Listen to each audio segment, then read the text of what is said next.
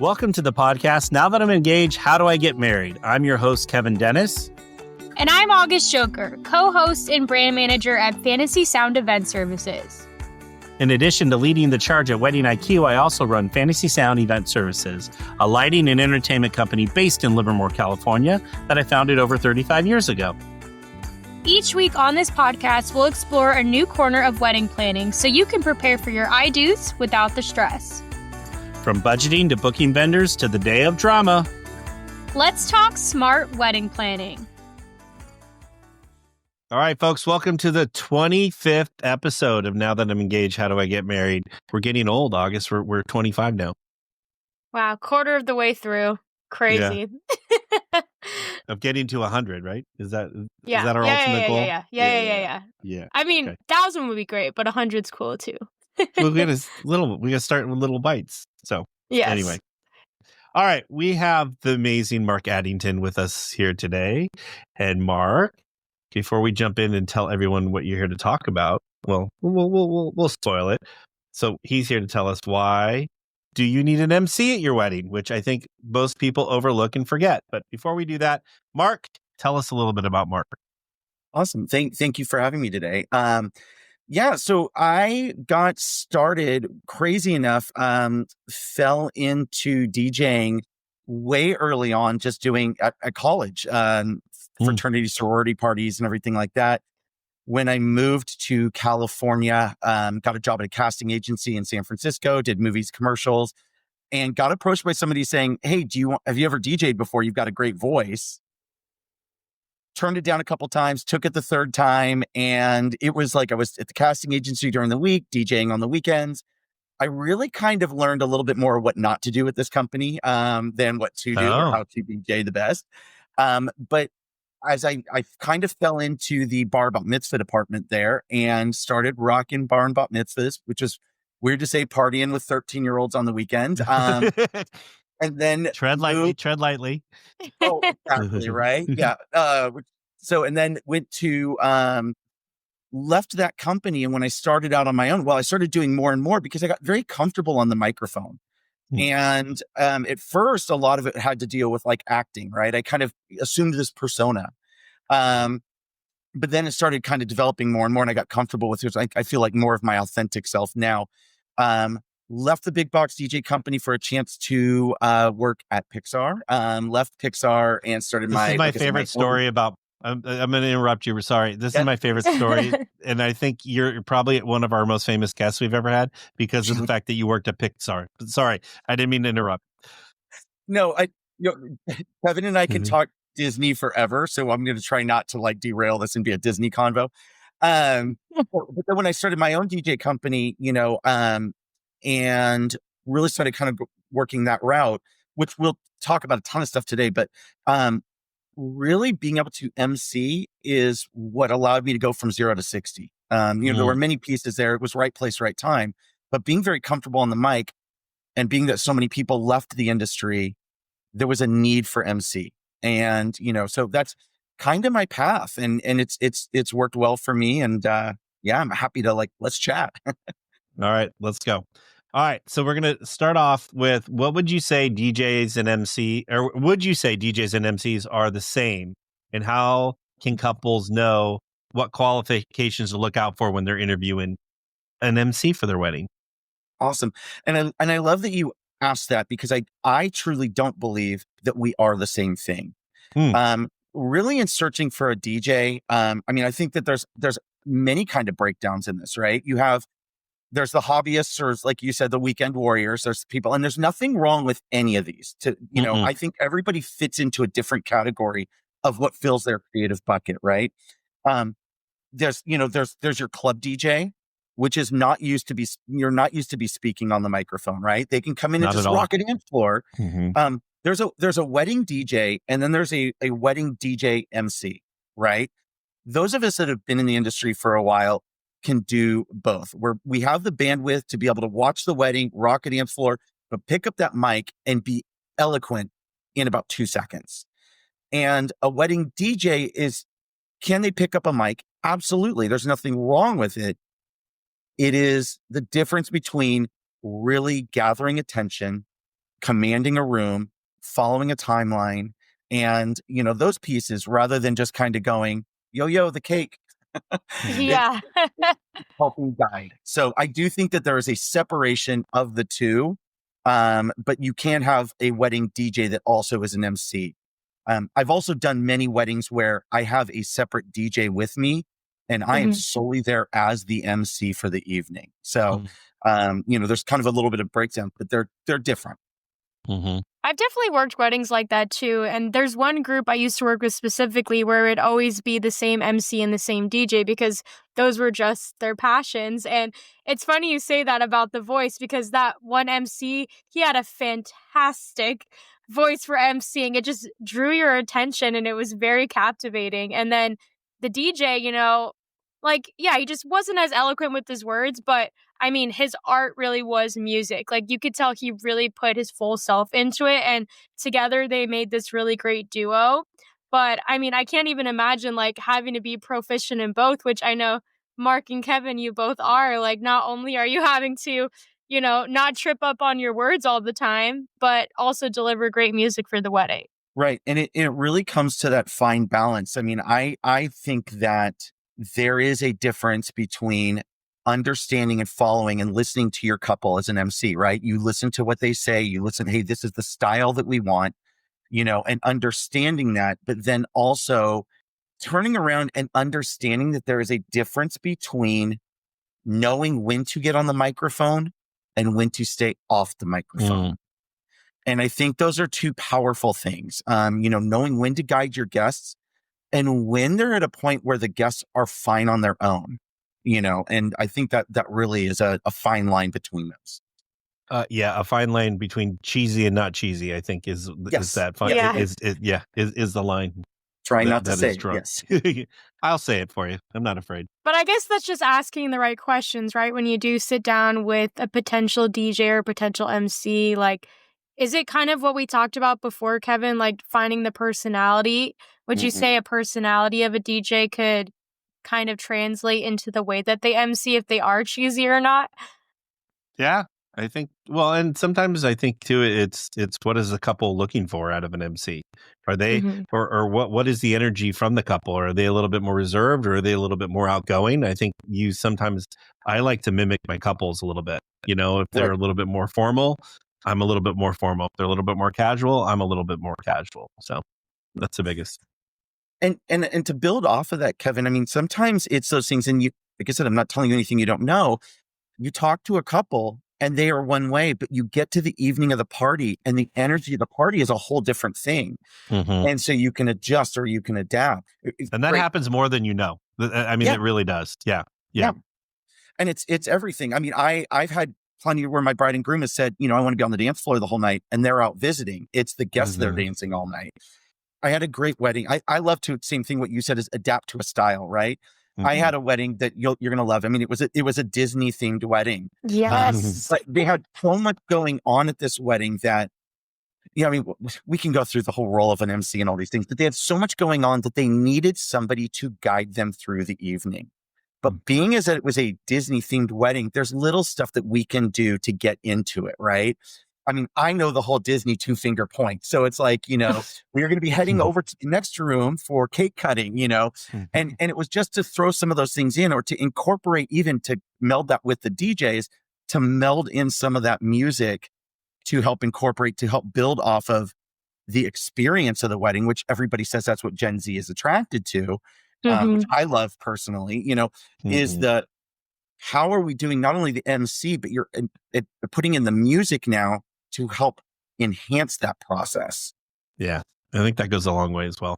And you made me think of Chuck. We had Chuck, who's a DJ in Orlando area for Disney, and he was giving us all the good Disney stuff. So you just made me think of Chuck. Yeah, when we were going through it. So I think, there is some stuff, kind of what makes a good MC, and because I think that it really is much more than just making announcements. And I think that's what a lot of people just think, right? They go, oh, I'm hiring a DJ. I need a DJ or I need someone to make announcements. And it really is much more than that. I mean, because, it's really, one, keeping the energy and engaging the guests.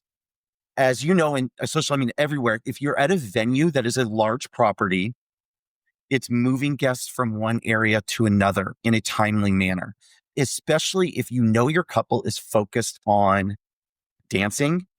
For a DJ, I want to get them from the ceremony to the cocktail hour, from the cocktail hour into dinner. And, to make that happen in a timely manner, I think it's really easy as a DJ. You can just kind of let things just, happen, right? You shut your mouth, you don't say anything. Now you're 20 minutes off here. Mm-hmm. You go from cocktail hour, you don't say anything. Now that's 20 more minutes. Now you're off by 40 minutes. Yeah, that's a lot in a 5-hour wedding. Yeah. And if you're not moving things in a timely manner, it's just making those transitions smooth, getting on the mic and letting people kind of know what's going to happen next. And I think that everything to me is, like I said, it's that experience. And if you're a guest at a wedding and you walk in and you sit down and you go, is it a buffet? Is it a sit-down menu? Meal? What is happening next? Your mind starts to go. Now 5 minutes goes by and you go, wow, this wedding is really boring. It's long. Nobody wants a long boring. But if you have somebody that sets it up and says, that it's going to be a plated meal, our planner or our caterer will be coming around to letting you know when it's your table or when it's your turn for your table to go to the buffet or whatever. People go, well, we know what's happening next because Mark just told us what's happening next. I can now sit back and visit until, August comes and lets me know when to go to the buffet, right? Mm-hmm. Yeah.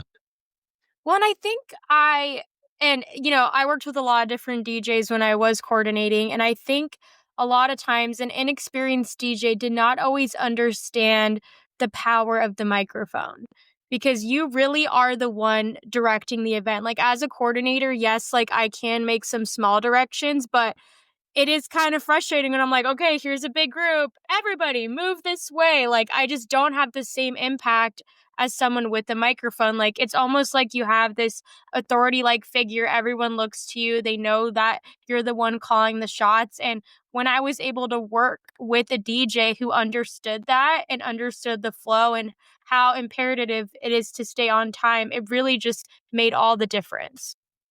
Yeah, absolutely. And I mean, to a DJ that enjoys the art, right, of keeping a dance floor going, a packed dance floor and having fun and really getting that amount of time, when you can keep the flow of the party on time, you generally get 2 or 3 extra songs because you've kept that momentum going. And I really think that an MC, there's a certain portion of an MC that you are on the microphone, right? There is a certain amount of that MC work that is off the microphone. It is coordinating. I mean, I always say this, like the last thing that I ever want to do is invite people from cocktail hour into the room to sit down and the staff go, dude, we needed 5 more minutes, right? It's a check-in. You don't want to announce your first dance and heaven forbid your photographer's in the bathroom, It's making sure that everybody is where they need to be. So when you do get on that mic, you're right. It's the power of the microphone. People are listening.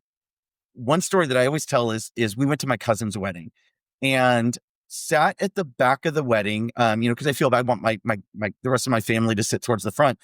One, nobody made an unplugged announcement before the ceremony started. And so half my family had phones up in the thing. But the second part was, the DJ was on the mic so much you tuned him out. And when he released tables for the buffet on the microphone, which I'm not saying there's anything wrong. It's not my style. I don't think it's elegant. I, as a DJ, when it falls upon me to release tables, I love walking up to a table. And table number 1 is your turn to head up to the buffet. It's more personal. It is more personal. And I think people go, hey, are you the DJ? What do you got on the list, right? You start a little bit of gift to gab, right? You get this conversation. But the other thing too, is if there's anything they need to know, right? It's a double-sided buffet, bring your plates with you, blah, blah, blah. You can usually kind of throw that stuff out and you become a little bit more than just a vendor, right? And there's nothing wrong with the term vendor because that's what we are. But I think it just gives a little bit more information, right? People go, oh, grab our plates. Let's go up. Dude, that guy was nice, right? Now they get on our dance floor. But like at this wedding, the DJ was like, table number 1, head to the buffet, try the tri-tip. And you're like, what? my mind goes to, like, you've eaten before us? Like, that's not cool. So, I think it's really just in that, August, exactly what you said, is knowing when to get on the mic and to stay off of it. Well, and I think it's nice too, like you said, going up to it, like it kind of like, not that there's a boundary between like a DJ and his stand, but you crossing it, I feel like gives guests a little bit more comfortability level with you, right? Like if they felt the need to approach you and like ask a song, like they've already felt like they've built that connection and relationship with you. And I think that just changes the whole vibe of the wedding. Like it just makes us, we're all family here, like we can all hang out and have a good time. But go ahead, Kevin. No, I was just going to say, when you hear a DJ do that, it sounds like they're a hostess at a restaurant, and we've now changed this elegant affair into an experience that everyone has at a Chili's. Party of two for Addington. Like it changes. It changes the whole vibe, and that's so. Yeah, I 100% agree with everything you said, Mark. Well, and it does, and I think to be respectful of your art, you want people to walk away going, like, literally, I couldn't move the next day because I danced so much because my legs hurt. Instead of going, sitting there at brunch going, man, that guy wouldn't shut up on the mic. Yeah, someone needed to take that from him. Yeah. Well, and I think that's a good segue into, something I definitely want to talk about today, because I'm sure we've all seen it, and I know I've seen it working at weddings, is sometimes couples do think, hey, I want my best friend, or I want this family member who maybe has dabbled in this, maybe hasn't, to handle the emceeing for the night. And what do you think are some of the risks that couples take when they go this route? It's funny. The one thing that I will say that I do, I'm going to give you my pros and cons, right? The things that I love about a family member doing something or saying something on the mic is the fact that a family member has a different comfort level with the family. They can get away with stuff on the microphone that I never could, right? Yes. It's hilarious. But what I always let my couples know is every wedding that I have ever been to, at some point, that person just wants to become a guest. Yep. They also don't do this for a living. And so they're not looking at all those little pieces. So what I don't want is a person to get on the microphone and announce first dance. And like I said, your photographers, or even heaven forbid, the couple is outside with the photographer doing, sunset photos, and they're going, okay, so now it's time for the first dance. And you're like, they're not in the room. It's really that communication. So I am there as the catch-all. I am there to help. But I do love those moments sometimes that what a family member can do or get away with that, like I said, that I can't. Or, if I set up a second microphone and that person is helping translate for the family, I think is wonderful. Yeah, I agree with you on that one. But so that portion's fun.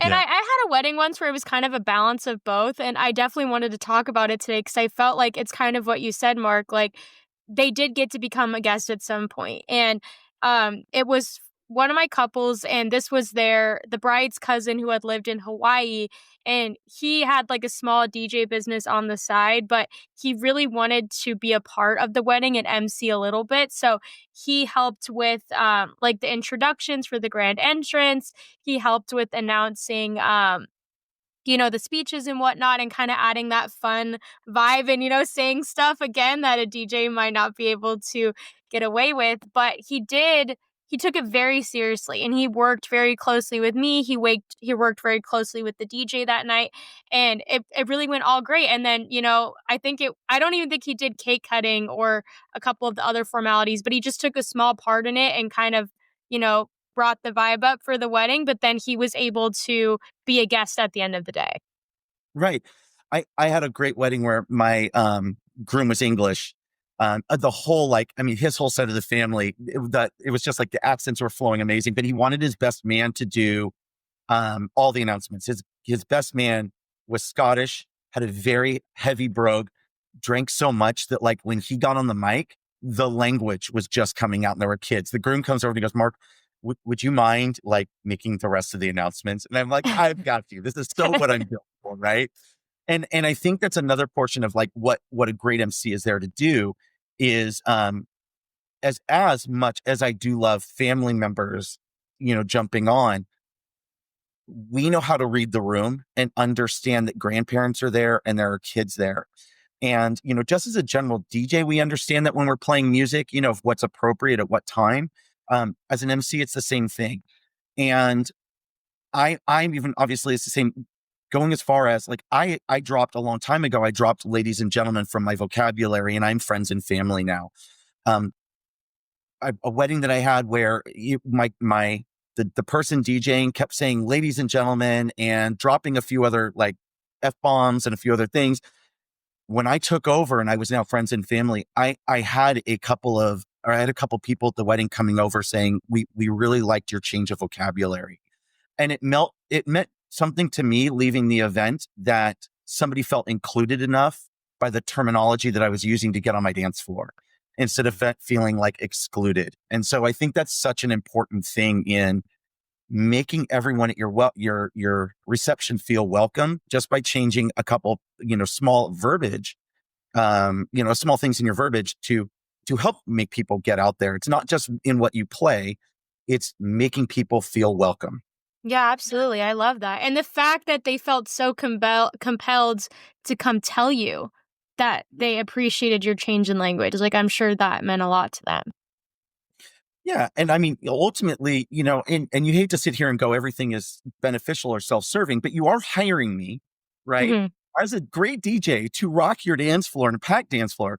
So if all the little things that I do along the way help people feel like they're part of a journey, it only helps my dance floor later on, because people feel like they can get out there. Yeah. And then people leave and are talking, like I said, it's not a focusing on these small little things. They're talking about, my legs hurt from dancing, my voice is gone from singing along, best wedding ever, right? That's the stuff that you like. And then you meet up, a year later, and they're just like, oh my God, it was still like the best thing. I love that. Those are my favorite. Yeah. Well, I know I've got to experience a Mark Addington dance floor, and it was great. So ridiculous. Yes, very ridiculous. All right, Mark, are there any small but impactful moments an MC can create that a couple might not even be thinking about? Yeah. Yes. So, I mean, one thing that totally comes to mind, well, a couple of things, right? So as an MC, I love doing an unplugged announcement before the ceremony. Okay. Even if you have signs, and this is it's nothing rude. People lose the ability to read at a wedding. Even if you have a sign saying it's an unplugged ceremony, it just doesn't happen. I love doing one before the processional starts, because if you wait till your officiant makes one, when you're walking down the aisle, people will have their phones out. Those are some impactful photos that your photographer is just going to appreciate. People don't have their phones out, right? And this is just something I love to do, is just going up, letting people take their phones and turn them to silent, take their phones and then put them away. We really want you to be present. And I personalize my, I personalize it. It's like in planning the music with Kevin and Gina, one thing that was really important to them is that we do an unplugged ceremony. Now, here's what that means. And I just leave it. And then I walk off, and it's funny at how many people will clap. And it just reminds me like the clapping with the plane landing. But I love this because, like I said, now is my first introduction to these people, and they go, oh, this guy's got his act together, right? And you're just like, okay, we're good. But one of the other things that I really, and then if your officiant then wants to do a second one, they can do a second one, right? Second thing that I always love is I can't tell you, especially with crazy family dynamics or I'm a big person against this. I know you are, Kevin, of just letting the open mic for toasting, right? Never, ever should happen at a wedding. Never. But when I have couples that are worried about it, one thing that I do is I'll walk up and say, it's friends and family. We're now ready for toast. We have 2 toasts happening tonight, and I name out my toasters. When you do that, people that want to get up on the mic, they just go, oh, you just said we had 2. We can't get in there. But if you just go, it's time for toasting, people go, oh, I'm in. It's not an open call. It's keeping it very determined. And then I will say, if you are a wedding TikToker, and you see all these cool trends that are on wedding, that you want. A strong MC will be able to pull those off and not make them sound cheesy. One thing that I referenced my cousin's wedding that really sickened me was when and this isn't new, but when the announcement was made for a money dance and how he made it sound just like a cash grab instead of, there's ways to announce that and make it sound different. But the way that he was just like, get out your money, get out, whatever. And he's like, if you need a, whatever. And it even kind of came into him somehow referencing that he accepts tips. And it just was one of those things, like I said, and I feel bad because I am a DJ, and sure, was I judgy? I'm sure that I was, it's hard to not click out of that, but your mind just goes, there's better ways to say it.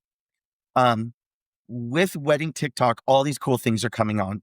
With having content creators at weddings, people are wanting certain things achieved. And I think that if you really pay attention, you listen, you understand it, you can pull them off as an MC and make them sound like as if they were planned, but yet they happened organically, right? Mm-hmm. So I think, it's kind of a three part to what you asked, Kevin, but those are things that I think that couples overlook, is of those little details of what a good MC can bring to your wedding. Yeah, and I agree with you. I don't even think that those thoughts even cross their mind when they're planning their wedding. Yeah. So, and and I guess even if you reached out for one more, it's covering up sometimes as an MC the little things. I want to say, letting people know where a photo booth is, mm-hmm. or heaven forbid the catering staff needs 5 more minutes for something, or the bride broke a heel and she ran back to the room to get new shoes, something along those lines. It's really easy as an MC to get on the microphone and say, friends and family, we have 5 minutes before, toasting happens, and just giving people a little heads up to not travel places. Because if you've done most of your wineries, right, have so many amazing places for people to sneak off to for photos.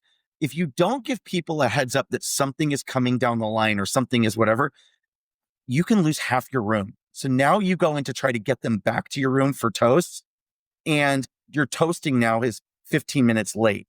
Yeah, so especially during sunset. People on that timeline. Yeah.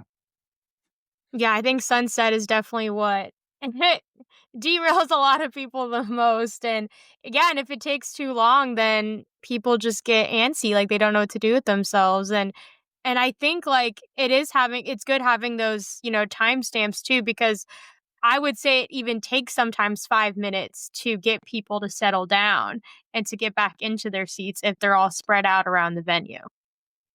Right. The MC, like at a wedding, is just really, obviously it's my playground. It's what I really love, but I take it even a step further of, I pay attention when people are toasting, of listening to what they're saying. Cause you can match, Kevin, you said it early on, you can match their energy. Mm-hmm. I have been able to play off of that when somebody has used a common nickname of somebody. I had a wedding where the one of the best men was named, his name was Job, but they all called him Joby One Kenobi. And it started this thing the whole night. But as a good MC, I played off of that to an extent, but I could see where the groomsmen and the toast were taking it a little too far, but I knew how to keep it still level to where it wasn't pushover. I think stuff like that is fun, to really kind of take and to match some levels. And it's interesting too of paying attention, and if you have something big to say after, whatever, but then understanding of when to take your tone down. They get up and they give this emotional speech, and then to not follow up that emotional speech well, and let's welcome them to the dance floor. It's understanding those pauses. Yeah. Let that emotional moment sink in. Let everybody, especially if you have a videographer there, oh, that is so powerful. You let the dad give his speech, let people cry, and then you start talking. And I think there is something about that. And it's, just, it's amazing. Those are the I'm a Hallmark boy, so I love all those magic moments. Well, half the time. And you're like the curator, right? You're the one orchestrating all of these little things to happen. So that way those moments, do have a big impact on the room. Well, half the time I'm trying to not cry in the first place. So I know that if I get on the mic and I'm like, let's do cake, I'm not going to break down. I got it. Yeah. It's hard not to sometimes. Like that though. Sometimes. Yeah. And for me, it's always like the father-daughter dance that always like just sends me into a spiral. I'm like, I gotta go. I gotta leave the room. But I was never that way with father-daughter until I had a daughter. And now I'm just like, it just crushes me. So yeah. And for me, it's the speeches, the parent speeches that gets me. So. Oh yeah. Yes. Yeah. Yeah, for sure. I lost my brother a while ago, and anytime during the toast, if a best man says, you're like a brother that I didn't have, that is the trigger for me. And I'm like, oh, okay, I'm going to need some time, right? It just gets you. Yeah. It's funny. Like and we only spend obviously we do spend a lot of time with our couples, but it's still very limited in obviously the span of their lives. But I think it's just a mix of like sharing that moment with them, but then also like, I don't really know that much about you, but I'm just still on this journey with you. And it's just very emotional when you get to those parts of the wedding day and you're like, wow, like, and I think it's really just the love, right? Like you're feeling the love in the room. You're feeling like the impact that this couple has on their family and friends. And it just feels so special that you got to witness that love. Oh yeah. Absolutely. I mean, this was something that was said, I realized when the pandemic hit for us being locked down and not doing what we get to do, that there was a creative bucket that needed to be filled. And just to have the opportunity to go out and do this every weekend, you're just like, man, you feel like you're lucky, you're just lucky to get to do this. But then this is much more than just a hobby. This is something that, I'm really passionate about. And what can I do or bring to the table to add to the day without it being, the Mark Addington show, right? I never really care at the end of the day if people go, I'm not the type that says I don't say my name on the mic every 5 seconds, No. It's DJ just Mark. DJ Mark. It's so tough. I'll tell you, Kevin, you probably get this. How many times do people go, dude, what's your DJ name? Yeah. What's your DJ name? I think I've asked Kevin that like 3 times. And he's like, it's Kevin. I'm like, oh. Funny story really quick. But when I was still working at Pixar, I had a friend that wanted to start a DJ company. And he's like, dude, and here it is. And he gives me all the information. And the company name was Pyramid Productions. I asked my son, like, what does that sound like to you? And he goes, a pyramid scheme. And I'm like, is that weird? Like, that's the first thing that comes to your mind. That was my thought too. I have friends that their DJ names, they're like, DJ Flash. And I'm like, how is that your DJ name? Like, what does that work into? And he's like, well, I'm not fast yet, but I'm going to get there. And I'm like, good branding early on, I guess. I don't know. It just to me is I feel I've been in the industry long enough. I feel people know my name, but like I said, it's one of those things at a wedding. It's not, if they want to know who I am and they had a great time, they'll either come up and ask me at the wedding or they'll ask the couple afterwards. Like I get people all the time that reach out that just say, we were at so-and-so's wedding. It was a packed dance floor. That's what we want. Right. And it's the easiest thing. And I think the biggest difference is like you said, we do weddings and, it's a little bit more of an elegant affair than being in a nightclub. DJs have names, and the fact that we don't do that. Yeah, I think that's the biggest difference. So. And once again, there's no hate to anybody that has a DJ name. No. Like I said, coming from an acting background, when I first started doing this, I created a persona, and it was in my head. And that's how I was able to get on that mic and get out in front of people because it wasn't really me, right? It was an actor. That was Mark Addington. And then I just started dropping some of that stuff and just becoming a little bit more like I dropped my ego. I'm not cool. Like You're so cool, Mark. Come on. I know the stuff that I DJ. I know what happens from those sorts, and I get more of a fulfillment from that than to going in and going, it was this persona and I have to do this. I don't know. Like my mind doesn't wrap around that. It really is. What do I need to do the day of to make that magic happen? And, look, all of this just really kind of pays for me going to Disneyland all the time. So It beats the addiction. Yes. My favorite, you made me think of something, Mark, is I was, because we do a lot of lighting and drapery and decor. And so I was cleaning up a wedding one night, and a DJ actually had like a drop that he was using. You're dancing to DJ. I don't even remember his name, but like, you're dancing to DJ Mark. Get on the dance floor with DJ. And I was sitting there, and I'm like, I asked the staff, I'm like, has that been going on all night? They're like, he doesn't stop. He kept feels doing like a radio station. Yeah. Well, no, and it was very much like a radio station. It made me think of my college days. But anyway, I don't know why I was what's funny too, this made me think of if you guys watch Fantasy Sound social media, we made this video once where I went around and asked the staff, if you had a DJ persona or a DJ name, what would it be? So I go to Kevin and I'm like, hey, Kevin, what would your DJ name be? And he goes, Kevin. Yeah. Saw that one. I'm like, great. So he's even in his, fantasies, he's still DJ Kevin. Yeah. So, yeah. I love that. It just, like I said, I mean, I think that there is a place in the wedding world for everyone. Mm-hmm. But I think it is one of those things when you're first starting, because we are going to a wedding every weekend. We have knowledge that our couples don't coming in. And I think, if you could only, there's a million things that you could pass along and educate, but you only have a certain amount of time to do that. And I think that when people really start to understand what the importance of an MC is, that it's much more than just somebody going, like I said, yo, the cake. It is definitely more. I'm going to do that at my next wedding now. I want to ask our producer to put that as the first sentence of the show notes. Just yo, the cake.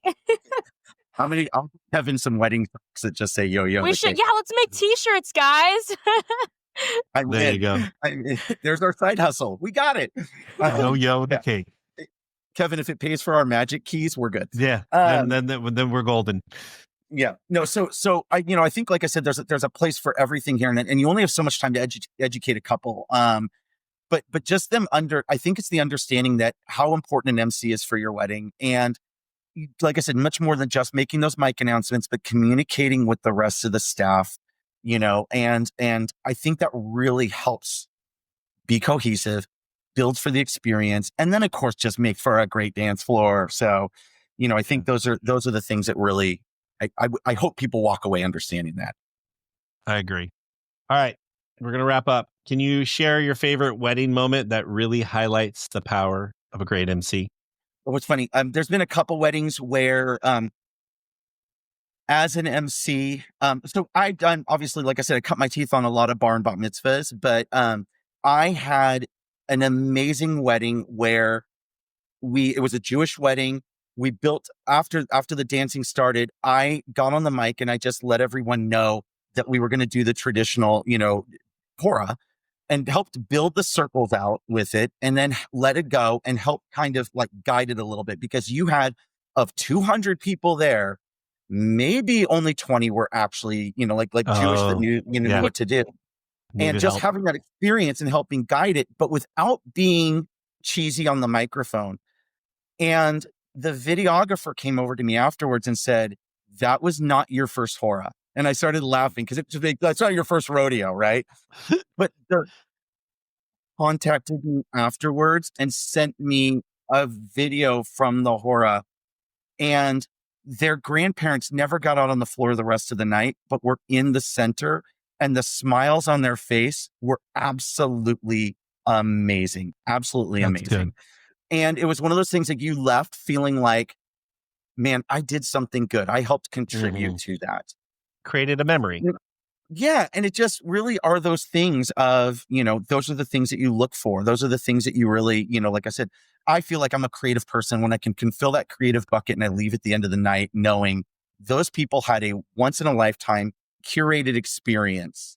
And I was a part of it. It was all me. It was our whole team. I worked with everybody to get to that point, from the caterer to the venue to the photographer to whatever. I left feeling like, I did good. So, yeah.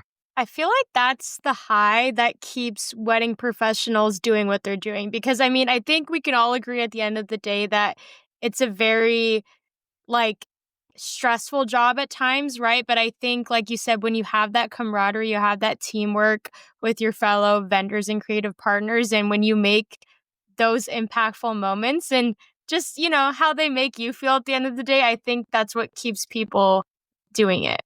Yeah. Yeah. Especially when people say, I couldn't have done this without you. And it's like in your head, in the back of your head, I'm like, yeah, yes, you could have, but yes, you're right. I was that impactful and that memorable. So that makes a huge thing. So, yeah. The other quick story that I always have, this was one of my favorites, but I fell in love with this couple just of the stuff that they wanted to do a Harry Potter wedding. And it was at the clock tower in Benicia, right? Very much felt like Hogwarts. I had all the music and the terminology down and everything like that. So the whole evening was curated. I geeked out on the entire thing. My tie, I had my Slytherin tie on, and yes, you can make fun of me for that one. But it was amazing. And afterwards, I told my wife, I'm like, I think you and this bride would be best friends. And she reached out, and my wife and Amy are best friends to this day. And this was that's hilarious. 12 years ago. Awesome. 12 years ago. There's just something about their personalities that clicked, and it just was being able to MC. And I know all their family now, but it was just those things of like being a part of something that grew to something greater. I will never forget that wedding. So, no, that's pretty impactful. I think the best story you could have told. That's amazing. Yeah. All right. So, Mark, we normally wrap up and ask everyone their favorite wedding moment, but I'm going to throw you a curve ball. I'm going to ask you, what is your favorite Disney moment or Disney magic that you can remember being in the parks, since we're Disney geeks? Okay, I'm going to do this because it involves obviously they all involve the fam. I have been lucky, and I hate to use the word blessed because it's overused, but I have been blessed with many great things. I rocked a company party for somebody that happened to build amusement parks. As the conversation went along, he goes, before it happened, he goes, I happen to have an inn at Club 33. If you've never been there before, if you rock this party, we'll get you in. We were 15 minutes from the party, and the dance floor was packed. And he came over and he goes, "This is unreal. You're going to Club 33." And I'm like, "Oh my God," I'm trying not to cry the whole time. But we just so happened to be pregnant. Don't ask me why we brought our kids. Like, it was one of the most expensive meals ever. And like, if I had the chance to go back again, it would be my wife and I. But because my son was born, like my son was 2, but my wife was pregnant with our daughter. And we did our baby announcements on the steps of Club 33 at Disneyland. Oh, how and awesome. Of course, all of my friends were like, "Mark, you are so extra," right? It was just but it almost like that moment kind of like Club 33 is amazing, but just to know that my kids were at Club 33, that made me feel good. So, I have a million Disney stories that are always amazing. That is my favorite just because it's the family. So, yeah. I love it. Yeah. It's amazing.